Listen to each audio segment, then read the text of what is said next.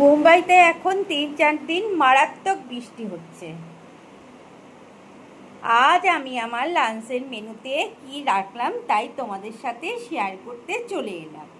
সাদা ভাত তো থাকবেই, আর করলাম এই কাঁকরোল ভাজা আর কাতলা মাছের মুড়ো দিয়ে বাঁধাকপি।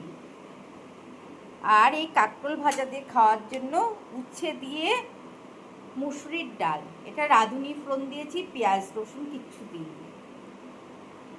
আর করলাম একটু চিংড়ি মাছ, এটা সর্ষে পোস্ত আর কাজু বাদাম দিয়ে করেছি। আর করেছি এই কাতলা মাছের একদম পাতলা ঝোল আলু কাঁচকলা দিয়ে। আর 1 গ্লাস জল তো থাকবেই। এই হলো আজ আমার বাড়ির দুপুরের আয়োজন।